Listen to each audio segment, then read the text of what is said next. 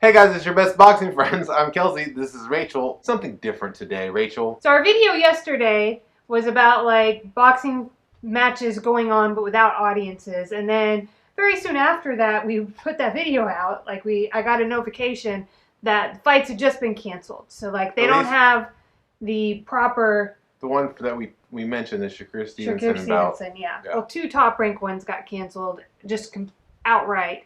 And if you don't have the staffing, right, to make sure the people that you do need, the skeleton crew you got, that they get tested to make sure they don't have the coronavirus. So, anywho, what we're going to talk about today, just to have some fun, we want you to participate in the comments. What illegal move in boxing would you like to legalize? It's a broad question. A broad question from a broad... I don't know what I was going to say there, but... I gotta move. I'm the one that came up with this, so I've been thinking about it since noon. And my move that I think would be fun to legalize would be the headbutt. And I'm talking like an outright, like full-on headbutt. So you have like your left and your right and your head. And so now your opponent has to be like wary of what's coming at him, because it's not just from the hands. Like your head should just be coming full speed ahead at him. And that's really going to hurt, Yeah. And you've seen the effective use of headbutts. At least, but my favorite fighter ever is Evander Holyfield. And one thing that Evander Holyfield did when he fought was he would keep his head down and he would move forward like that. He would get criticized a lot because people would say he would use his head as a weapon. But really what Evander Holyfield was doing was keeping his chin down, and he was aggressive, and heads would get bumped. Especially when he fought Mike Tyson. If you look at the height of the two guys, he would have to keep his head down when Tyson would come in. And anyway, so I like your idea, Rachel. I think it's a fascinating thing.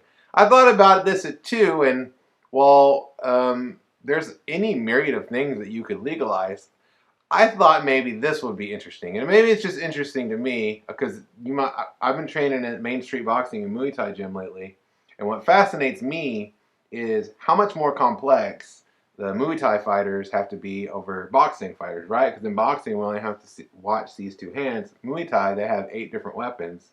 Their hands, their elbows, their knees, their feet. So here's what I would like to see. 1 illegal move in boxing, 1 in each round. You get to kick 1 time. Because here's the thing. I was thinking about it from like a boxing perspective. If you're whenever I spar somebody and I go after somebody, all I have to do is watch those 2 hands, right? But if that guy could kick me 1 time, just 1 time, you know what I mean? Just 1 kick, you couldn't rush a guy, unless he had already kicked. See, it would become like a strategy thing. So it would just be interesting.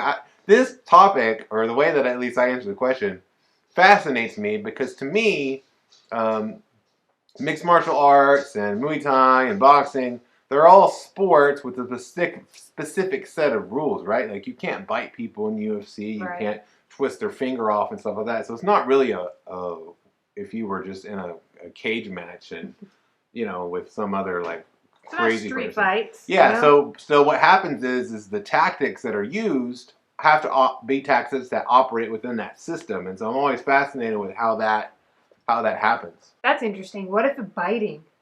1 bite. 1 bite per round. I like how you put a number on it. So like I just have unlimited headbutts. Like I could foresee somebody out there becoming like the Deontay Wilder of headbutting.